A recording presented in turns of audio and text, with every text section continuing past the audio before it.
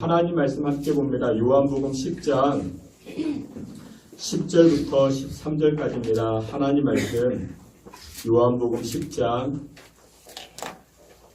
10절부터 13절까지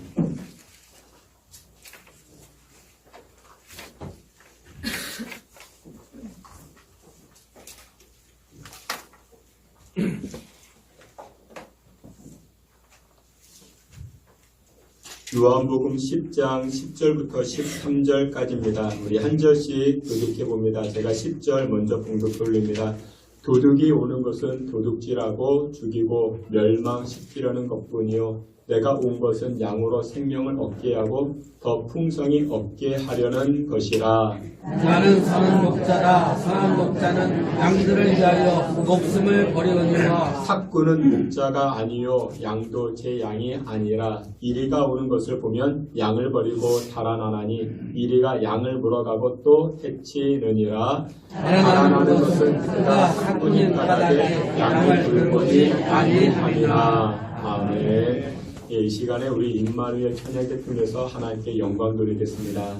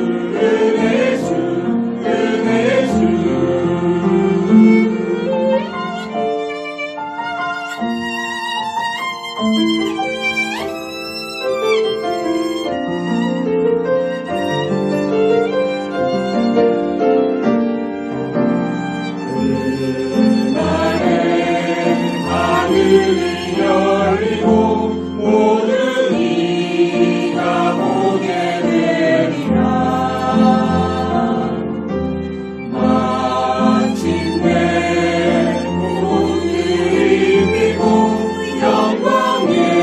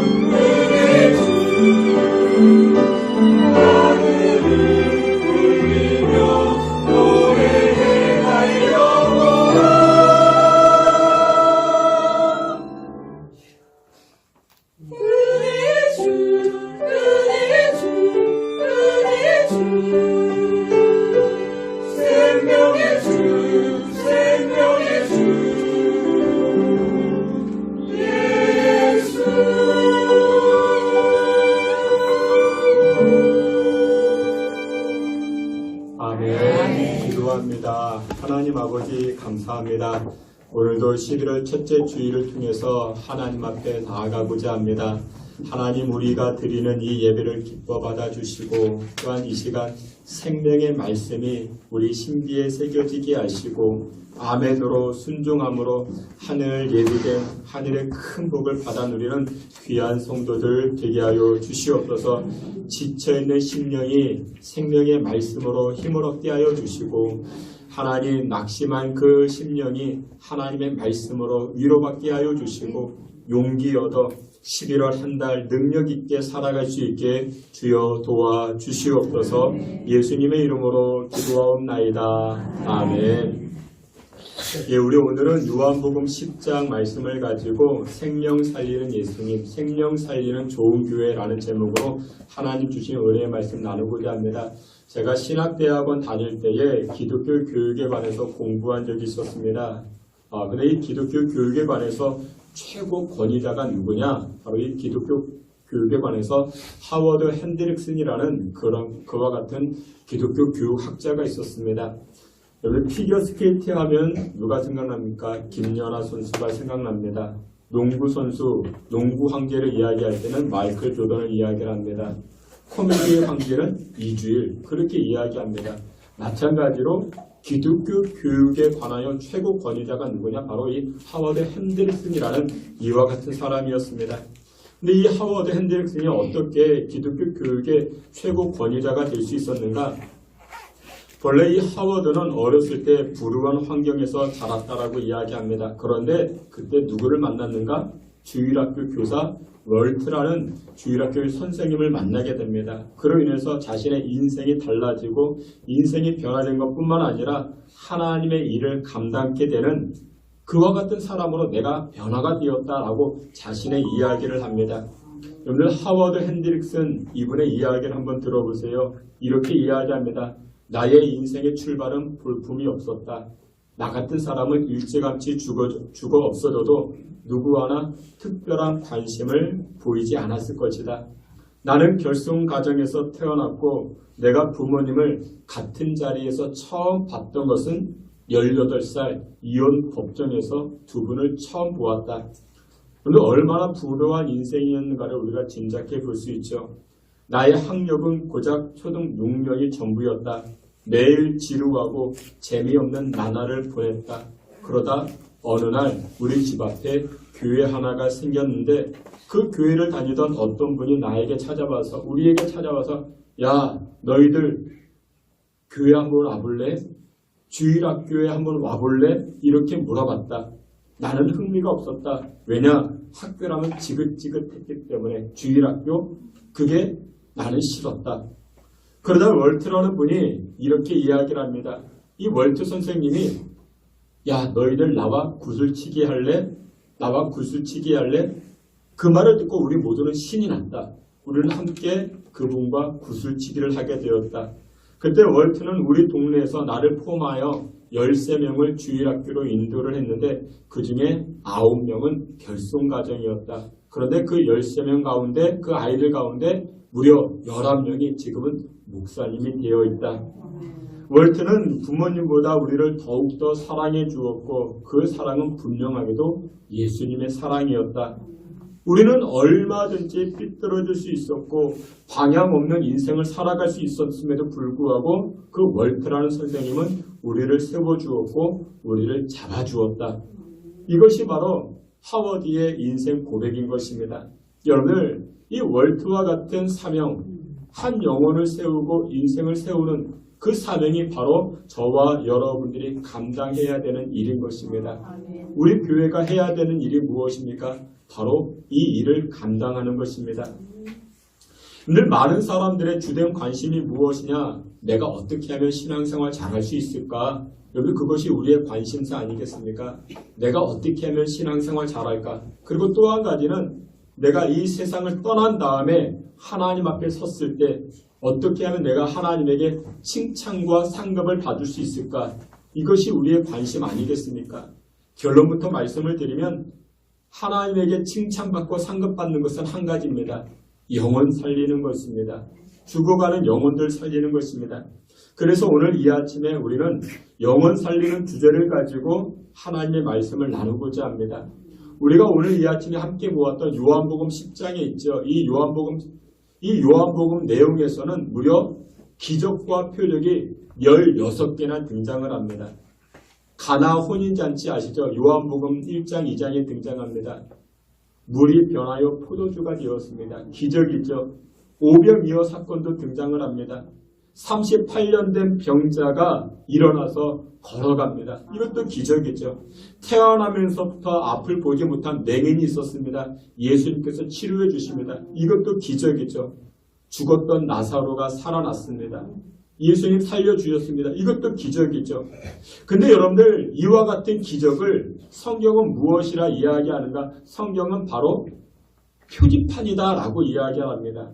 영어 성경에서는 사인이라 이야기합니다. 표지판이라고 이야기합니다.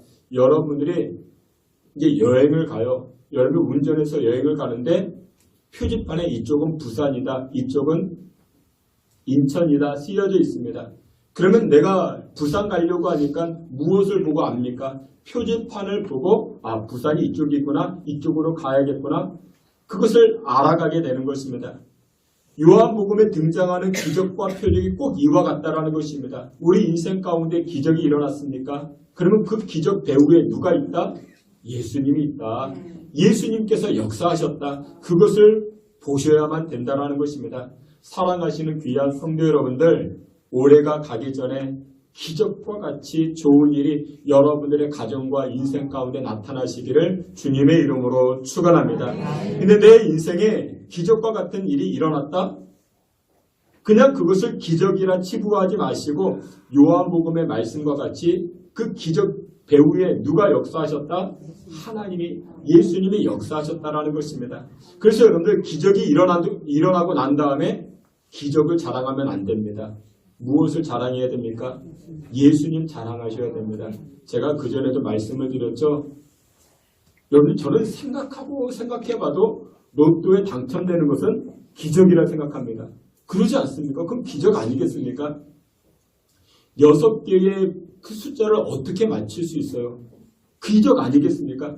여러분 제가 로또가 사는 것이 좋다 나쁘다 그 이야기를 하는 게 아닙니다. 근데 여러분들 우연하게 로또를 하나 샀는데 그게 맞았어요. 아멘. 할렐루야. 근데 몇 등이 맞느냐가 중요하죠. 몇 등에 5등은 3등은 안 됩니다. 1등에 당첨이 됐어요. 그럼 그거 기적 아니겠습니까? 기적이죠. 그래서 여러분 친구 만나가지고 나 로또 1등에 당첨됐다 그런 자랑하면 돼요? 안 돼요? 안 돼요. 안 돼요. 누구 자랑하자고요? 그냥 무조건 예수님만 자랑하자고요. 로또 당첨됐다고는 말하지 마시고 예수님이 최고야. 내가 밥 살게. 내가 예수님 최고야. 예수님만 자랑하자고요.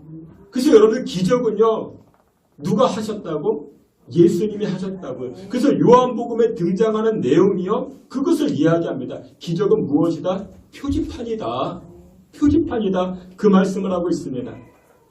오늘 본문에서도 예수님께서 이 땅에 오신 목적이 무엇이냐? 예수님께서 이 땅에 오신 목적이 바로 우리로 하여금 생명을 풍성케 하기 위하여 이 땅에 오셨다 말씀합니다. 우리 앞에 있는 말씀 다 함께 봅니다. 도둑이 오는 것은 도둑질하고 죽이고 멸망시키는 것뿐이요. 내가 온 것은 양으로 생명을 얻게 하고 더 풍성히 얻게 하려는 것이라. 아멘. 근데 우리 주변에 도둑이 많이 있어요.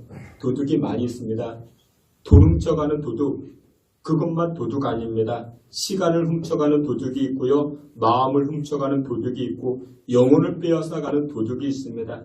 근데 그 도둑에게 이름이 있대요.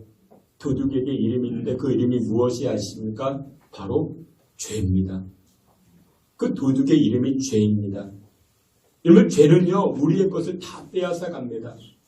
근데 이 도둑의 배후가 있습니다. 이 도둑을 움직이는 자가 있습니다. 누가 움직일까요? 사탄 마귀인 것입니다.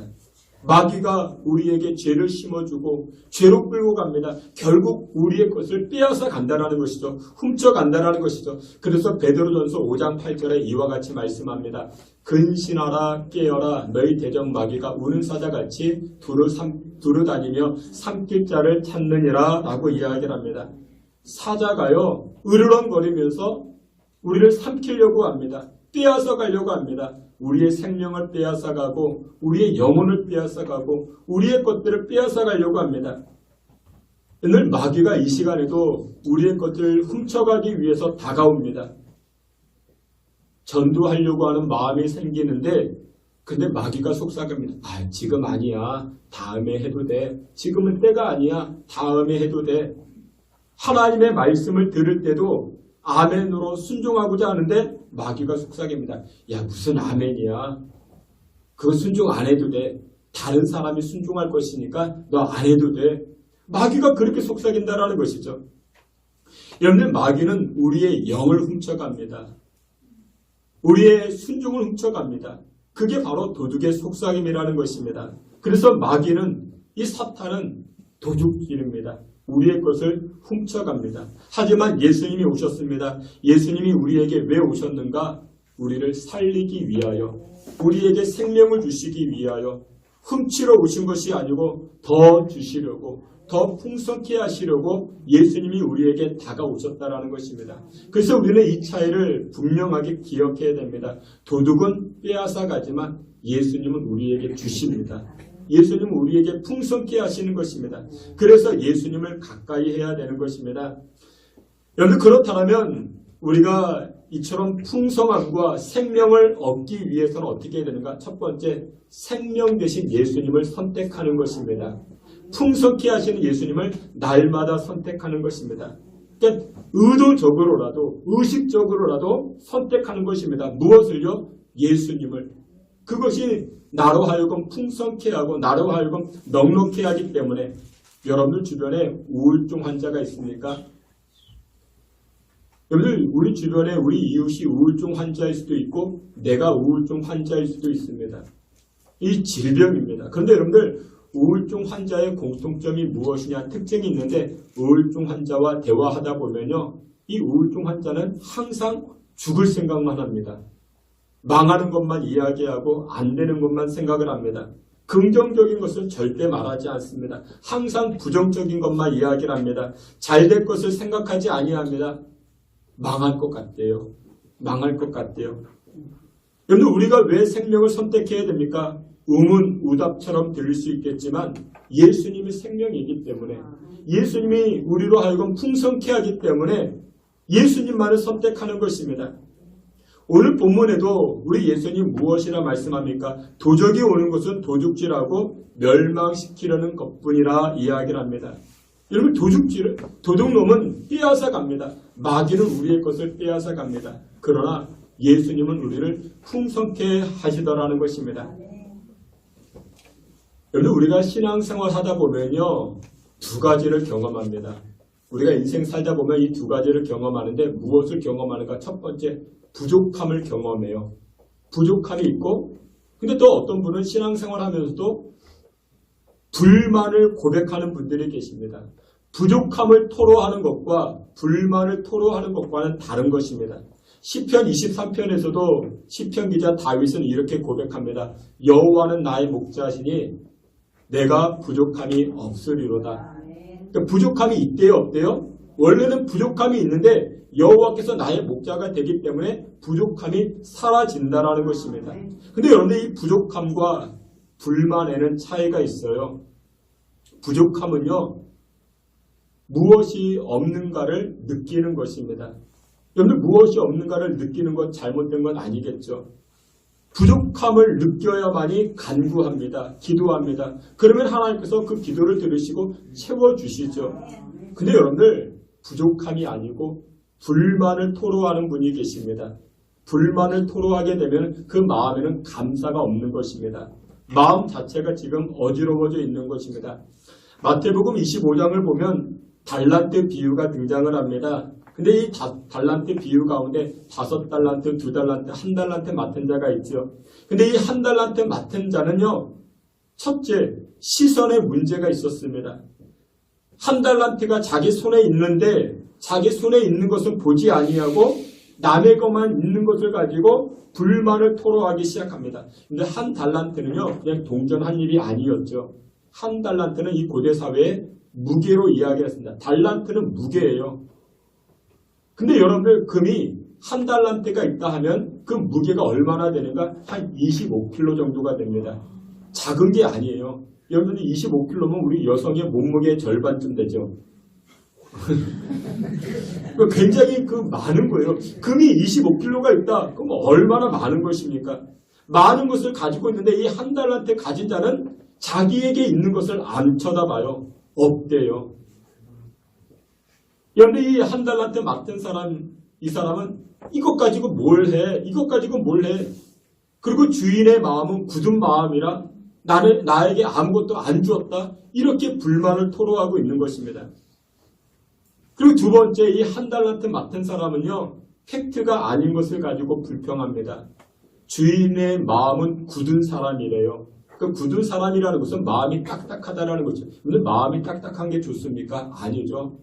부드러운 게 좋은 거예요. 그리고 얼굴도 미소가 부드러운 사람, 마음도 부드러운 사람. 근데 이 한 달란트 맡은 사람은 자신의 주인은 굳은 사람, 마음이 딱딱한 사람이래요. 근데 이게 팩트가 아니에요. 마태복음 25장 15절에 보면 이렇게 말씀합니다. 우리 앞에 있는 말씀 다 함께 봅니다. 각각 그 재능대로 한 사람에게는 금 5달란트를, 한 사람에게는 2달란트를, 한 사람에게는 1달란트를 주고 떠났더니 아멘. 주인이 그 종들에게 어떤 사람에게는 5달란트, 어떤 사람에게는 2달란트, 어떤 사람에게 1달란트를 주었대요. 왜 그렇게 나눠 주었을까요? 여기 보니까 각각의 재능에 따라서 그렇게 나눠 주었대요. 여러분들 이 1달란트 사람에게는 그만큼의 재능이 그것밖에 안 되니 그것만 주었던 것입니다. 근데 이 1달란트 맡은 사람은 주인에 대하여 무엇이라 말합니까? 주인이 부당하대요. 차별한대요. 나만 미워한대요. 나만 사랑하지 않는데요.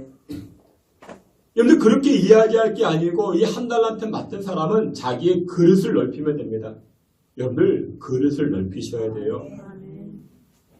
오늘 예배하는 여러분들의 인생의 그릇이, 믿음의 그릇이, 물질의 그릇이, 축복의 그릇이 넓어지시기를 주님의 이름으로 축원합니다. 마음의 그릇이 넓어져야 돼요.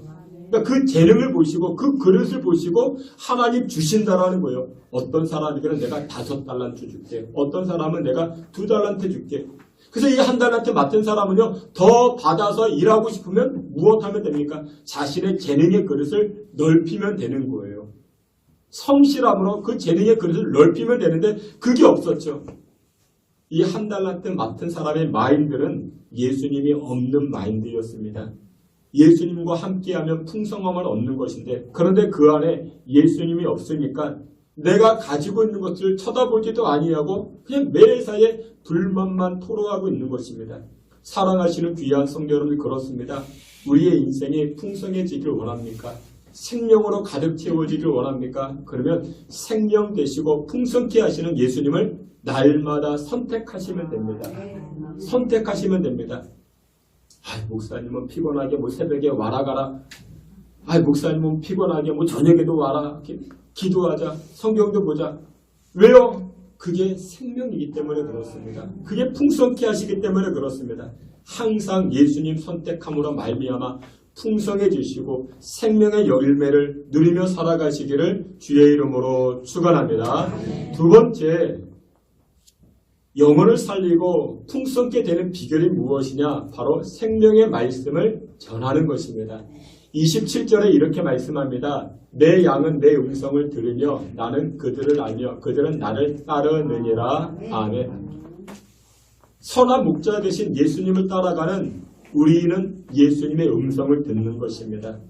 여러분, 우리가 세상 살아갈 때 무엇을 많이 듣습니까? 세상의 이야기는 다 부정적인 이야기, 망하는 이야기입니다. 현실이 그렇기도 합니다. 근데 현실은 그렇지만 믿음의 성도는 어디를 봐야 됩니까? 현실을 넘어서 하나님의 일하심을 보아야 되는 것입니다. 그래서 현실 가운데 우리가 살고 있지만 이 현실 가운데 소망의 빛으로 함께 하시는 예수님 바라보는 것입니다. 그래서 여러분들이 하는 말이 있죠. 여러분들이 듣는 말이 있죠. 이것이 나의 신앙에 유익을 주는가? 생명을 살리고 있는가? 여러분들 한번 돌이켜 보셔야 됩니다. 생명을 죽이는 말이 있어요. 그런 말들 들으시면 안 됩니다. 야고보서 3장 10절에도 이런 말씀이 있습니다. 한 입에서 찬송과 저주가 나오는도다. 내 형제들아 이것이 마땅하지 아니하니라. 믿음의 성도인데 어떻게 한 입에서 찬송과 저주가 나올 수 있느냐? 그러면 여러분들 받은 은혜를 까먹어 버립니다. 그런 거 아십니까? 은혜 받을 일을, 하나님에게 칭찬받을 일들을 많이 했는데 무엇으로 까먹어요? 말로 까먹는 사람이 있습니다. 기껏 헌신하고 이렇게 교회 사랑하고 했음에도 불구하고 에이 하나님이 이거 쳐다나 보시겠어? 그럼 말로 다 까먹어 버리는 그런 분들이 계십니다. 여러분 우리 인생 가운데요 희노애락이 있죠. 사계절이 있듯이 희노애락이 있습니다. 고통이 있겠죠. 아픔이 있죠. 그때 우리가 어떻게 하자고요? 여러분들 그때는 말수를 줄이셔야 됩니다. 이 사람 만나고 저 사람 만나고 말하다 보면요. 자기가 쌓아놓은 하늘의 은혜들을 다 까먹어버려요. 불만을 토로하고 팩트도 아닌 것을 가지고 이야기하면서 받을 은혜를 다 까먹어버립니다. 그래서 여러분들 고난과 고통이 있을 때는 어떻게 해야 하는가? 생명 대신 예수님의 말씀을 먹어야 됩니다. 말씀을 듣고 말씀을 읽고 말씀을 읽을 때에도 소리내어 읽는 것이 참 중요합니다. 여러분들 예수님의 말씀을 읽고 듣고 하면요 은혜가 넘칩니다. 은혜가 넘치면 나타나는 특징이 있어요. 그게 무엇이냐? 밝아집니다. 여러분들의 가정이 밝아지기 원합니까? 그러면 어떻게 하세요?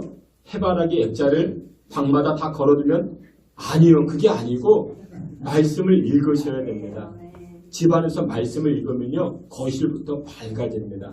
하나님의 말씀은 예수님은 우리에게 밝음을 주시기 때문에 그래서 은혜 받으면 여러분들 예수님의 음성을 들으면 가정이 밝아져요. 인생이 밝아집니다. 그리고 또 무엇이 밝아져요?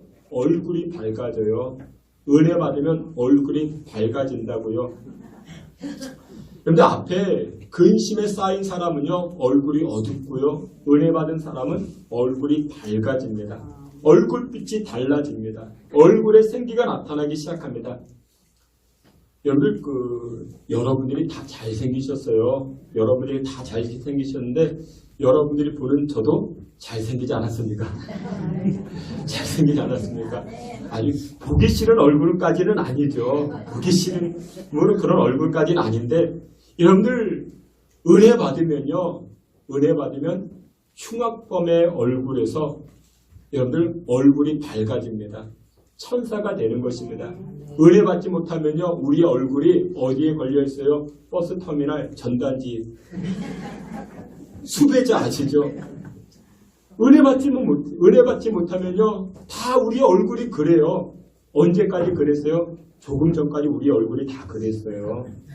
그런데 여러분들 지금 어디 가서 시술을 받은 것도 아닌데 은혜 받으니까요. 우리 얼굴이 달라집니다. 얼굴이 밝아져요. 여러분 무슨 주름을 제거하고 무슨 필러를 하고 무슨 보톡스를 근데 그것보다 어떤 것이 중요하냐? 말씀의 보톡스가 중요합니다. 은혜의 필러가 중요합니다. 성령께서 조명하시는 레이저를 받으면요. 여러분 얼굴이 밝아지는 것입니다. 그럼 돈도 안 들어요. 근데 여러분 이 하나님의 말씀이라는 게요. 하나님의 말씀이라는 것이 항상 듣기만 좋을까요? 아니요. 안 그래요. 때로는 하나님의 말씀이 듣기 거북한 말씀도 있어요. 거부하고 또한 거절하는 그런 말씀이기도 합니다. 근데 여러분들 쓰디쓴 말씀이라 할지라도 하나님의 말씀이면 그걸 받아 먹을 때 여러분들 약은 어때요? 약은 써요. 근데 쓰지만 그 약을 먹을 때 내가 살아나는 것입니다. 나에게 풍성함과 건강함이 찾아온다는 것이죠. 예를 들어서 이런 거예요. 우리가 병원 가서 수술할 때 마취를 하죠. 마취하고 나면은 의사가 칼을 가지고 피부를 잘라도 아프지 않아요. 그렇죠? 그리고 나서 다 치료하고 이제 꼬매고 놔둡니다. 이제는 회복해야 돼요. 그러면 마취가 풀리면 그때부터 어떻게 해요? 아이고 여기 아프다. 치과 가서 마취하면요. 이를 뽑아도 안 아파요. 근데 그 마취가 풀리면 그때부터 아프기 시작해요. 말도 하기 싫고요. 밥도 먹기 싫고요. 근데 아파요. 아프지만 그때부터 무엇이 되는 거예요? 내 몸이 회복이 되어지고 치료가 되어지는 것이죠. 그래서 여러분들 잊지 마세요. 하나님의 말씀을 들으면 어떤 때는 내가 아파요. 아프다고요. 근데 아프지만 그 하나님의 말씀이 나를 아프게 하는 것을 끝내지 아니하고 나를 살리십니다. 하나님의 말씀을 거부하지 마시고 하나님의 말씀을 들으면요. 내가 살아나기 시작하더라는 것입니다. 교회에서 이런 경우가 있어요. 근데 아프면 어때요? 아프면 울잖아요. 눈물이 나잖아요. 교회 와서도 울어요. 예배를 드리면서 울어요. 찬송을 하면서 울어요. 기도하면서 울어요. 여러분들 운다라는 것은 무엇이에요? 이제 내가 회복되어진다라는 것입니다. 마취를 지나고 내가 아프니까 눈물이 나서 내가 회복되듯이 여러분들 눈물 난다라는 것은 내가 지금 회복되어지고 치료받고 있다라는 것입니다. 그래서 여러분들 교회에 오셔서 눈물이 난다라는 것은 복이 됩니다. 내가 회복하고 있기 때문에 주님께서 사랑하시는 귀한 성도 여러분들 풍성한 삶 되시길 원하십니까? 나의 영이 살아나길 원합니까? 그러면 예수님 말씀 들으시면 됩니다. 예수님 말씀을 소리내어 읽으시면 됩니다. 그런 말미암아 생명 살리고 나의 영이 살아나는 그와 같은 복을 누리며 살아가시기를 주의 이름으로 축원합니다. 마지막 세 번째로 나의 생명이 살고 나의 영혼이 살아나는 비결이 무엇이냐? 나에게 주신 이 생명, 나에게 주신 이 예수님을 또다시 증거할 때 우리의 생명도 살아나기 시작한다는 것입니다. 28절에 이렇게 말씀합니다. 요한복음 10장 28절 우리 말씀 다 함께 봅니다. 내가 그들에게 영생을 주노니 영원히 멸망하지 아니할 것이요 또 그들을 내 손에서 빼앗을 자가 없느니라. 아멘. 근데 우리 예수님은 저와 여러분들에게 영생을 주셨습니다. 영원한 기쁨을 주셨습니다. 우리가 예수님의 큰 사랑을 받아 누렸습니다. 그래서 우리도 더욱더 풍성한 인생이 되기 위해서는 우리 이웃들에게 내가 받은 영생, 내가 받은 사랑을 전달해 주는 것입니다. 우리 작년에 필리핀 바세코 우리 단기 선교를 다녀왔죠. 이 필리핀 바세코를 가보면 정말 불우한 아이들이 살고 있습니다. 정말 어렵게 사는 아이들입니다. 밥을 못 먹어요. 그래서 세븐어클락이라고 오후 3시에 아이들에게 밥을 나눠줍니다. 그것이 이제 한 끼에 한 4,000원 정도가 됩니다. 이제 그 닭가슴살하고 밥이랑 이제 간단한 그것만 해서 나눠주는 거예요. 그런데 이 아이들이 그것도 먹지 않아요. 어떻게 해요? 그것을 밥만 먹고 반을 싸가요. 왜요? 집에 누가 있어서 동생들이 있어가지고 그걸 나눠주려고. 그러니까 하루에 한 끼밖에 못 먹는 아이들이에요. 그런 아이들이 300명, 400명 줄을 서 있습니다. 그거 하나 다 나눠주고, 그리고 이렇게 밥을 먹이고 나가지고 이제 함께 찬송하고 예배하고, 그리고 나서 이제 또 무엇을 하는가? 아이들과 놀아주는 거예요.